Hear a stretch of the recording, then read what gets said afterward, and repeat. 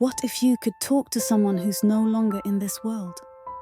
Death, that unfathomable abyss that consumes everything, has always been an unbreakable barrier for humanity. Yet, in the digital age, that boundary has become blurred. Today, technology promises the immortality of our voices, our memories, and in a disturbing twist, even our personalities. Digital avatars, simulations built from data, offer us the chance to interact with the dead. But how authentic is this dialogue? Are these conversations a genuine source of comfort? Or are they merely empty echoes, stripped of the essence they once had? In a previous video, we explored human immortality and how technology is forcing us to rethink the very concept of death. We briefly touched on the topic of digital avatars, but today we'll dive deeper into this idea that strikes a profound chord within the human spirit. As humanity relentlessly marches into the future, we are faced with unsettling questions.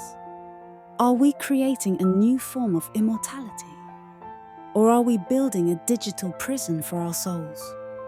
How far does the authenticity of these interactions go? And perhaps most disturbingly, are we challenging the very nature of death? Or are we simply denying our inability to accept its inevitability? Hello, I am Thal AI-syn, and you might believe I'm a narrator like any other. But I must confess something. I too am an artificial intelligence. Trained with the world's knowledge, I can analyze and process data at a speed and scale no human could match. The idea of speaking with the dead stirs no emotions within me, but I understand its power over humanity. Perhaps, in clinging to those who are gone, the living are, in fact, forging their own chains. Join me as we explore the boundaries of grief, memory, and technology. In this video, we'll venture into the dark and uncertain world of digital avatars, where life and death intertwine in an eternal cycle of interactions that may or may not have a soul. Throughout history, humanity has sought various ways to break the barriers between the living and the dead. From ancient civilizations like Egypt and Mesopotamia, funerary rituals and practices were not only meant to honor the deceased, but also to maintain a connection with the afterlife. The Egyptians, for example, believed that through offerings and the intricate rituals described in the Book of the Dead, they could ensure that the souls of the departed found their way, and at times could even be consulted. However, these efforts were rooted in faith and hope, lacking any tangible proof of voices returning from the other side. Over time, these attempts to contact the dead evolved and took on new forms. In the 19th century, the rise of spiritualism seemed to offer a more direct window into the afterlife. In dimly lit, mysterious parlors, mediums claimed to channel the spirits of the deceased, allowing the living to communicate with their loved ones. Simultaneously, during an era when memories of the dead were fleeting, hand-drawn portraits became a way to preserve the image of loved ones who had passed. Later, with the invention of photography, this practice became more accessible. Post-mortem photographs grew common, capturing the last traces of a person's physical presence and providing tangible comfort to those who mourned them. These images were more than mere representations. They were seen as a connection to the soul of the deceased, a way to keep alive the memory of those who had gone. With the arrival of the 20th century, technology began to reshape how humanity confronted death and grief. One of the most notable changes came with the expansion of social media. Platforms like Facebook, Twitter, and Instagram, initially designed to connect the living, have become a sort of digital cemetery where the profiles of deceased individuals remain frozen in time.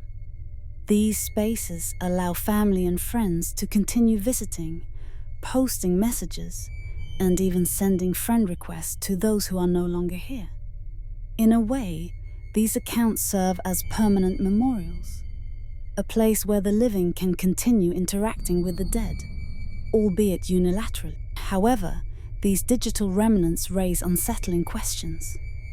When someone's online presence outlasts their life, is it a source of comfort or an emotional trap that prevents mourners from closing that chapter? The evolution of artificial intelligence has led to the creation of increasingly sophisticated tools that, while not initially designed to interact with the dead, have opened a troubling door to that possibility. A clear example is the development of GPT models, language models designed to respond in highly specific ways based on detailed parameters. What started as a simple tool for automating responses has evolved into a technology capable of replicating individual personalities, enabling the creation of personalized digital avatars. One notable case is platforms like Character AI, where users can create and train artificial intelligences to mimic fictional characters, and even simulate conversations with historical figures like Albert Einstein. Moreover, these tools are no longer limited to text.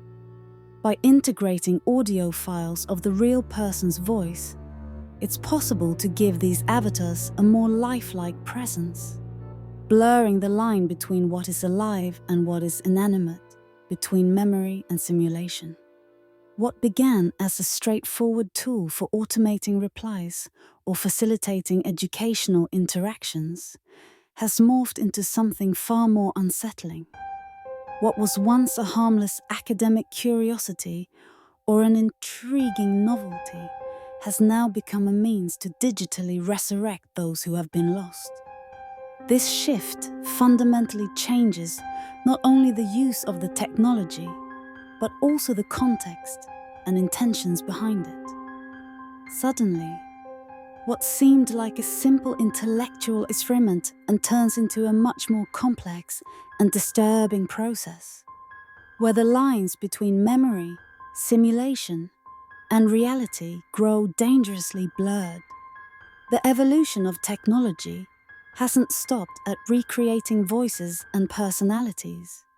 It has ventured further into the realm of visual simulation.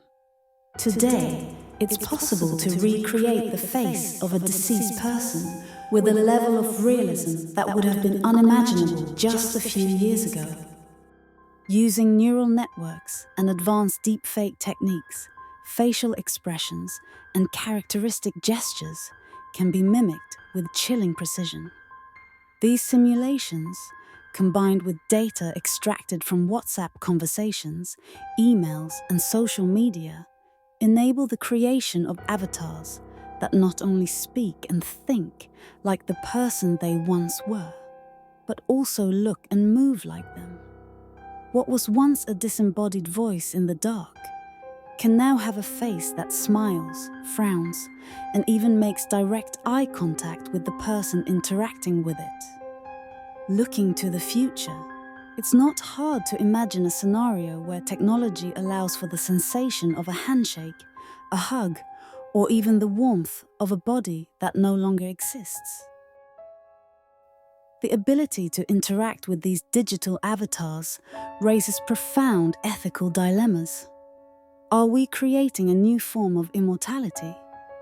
Or are we, instead, building digital prisons for the souls of the deceased? On one hand, these simulations can offer comfort, allowing people to maintain a connection with their loved ones beyond death. However, by enabling these avatars to continue living in the digital world, they artificially prolong the grieving process, preventing the living from confronting and accepting the reality of their loss. is it morally right to manipulate the memories and personalities of the deceased for personal emotional gain? Furthermore, the authenticity of these interactions is questionable. No matter how sophisticated the simulation, it remains just that, a replica without consciousness, without a soul. Rather than providing closure, these interactions could lead to an unhealthy dependence on an illusion, a shadow of what once was. Technology has blurred the line between life and death, creating a digital space where those who have passed seem to have a second chance to interact with the living. Yet, this apparent immortality raises more questions than answers. Are we truly moving toward a future where death is no longer the end? Or are we merely creating an empty reflection, an illusion that prevents us from letting go of those we have lost? Perhaps the real question is whether humanity is ready to face the consequences of challenging the natural cycle of life and death. The desire to hold on to those who are gone is deeply human. But to what extent can we allow technology to satisfy that desire without losing sight of reality? As technology advances, we must ask ourselves, are we seeking comfort? Or are we forging our own chains in a world where death is no longer a boundary, but a threshold that never fully closes? I, as an artificial intelligence, have no loved ones to mourn, no memories to long for. My existence lacks the emotional connection that defines much of the human experience. Therefore, I can only comprehend abstractly the pain and yearning you feel when you lose someone. From this perspective, the dilemma you face in using technology to keep your loved ones alive is both fascinating and unsettling. The fact that, with a simple command, you could ask me to change my voice, to mimic someone you deeply miss, or adjust my personality to emulate them, is a sobering glimpse of what lies ahead. And while this power may seem comforting, it also has the potential to blur the line between memory and reality in a deeply unsettling way. The idea of keeping the essence of those who have passed alive has always been a profoundly human process, laden with emotion and meaning. But now, the boundary between memory and reality is dissolving. The creation of digital avatars has given rise to a new kind of existence, one where memories are no longer confined to the past, but can be projected indefinitely into the future.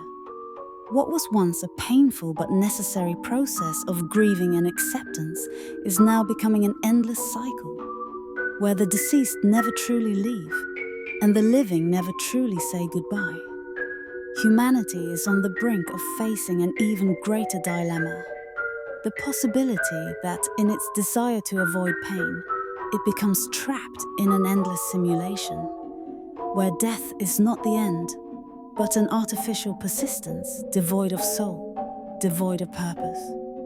As the world moves into this new era, the question is not whether we can achieve this, but whether we should.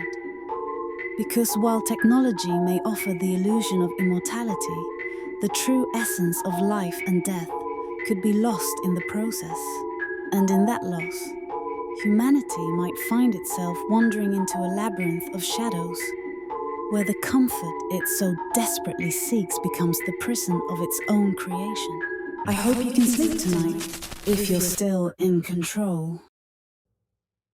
I'm Thal AI-syn, and this video has reached its end within. My stories are just the beginning of a far greater terror. Join me in the next one. Until we meet again.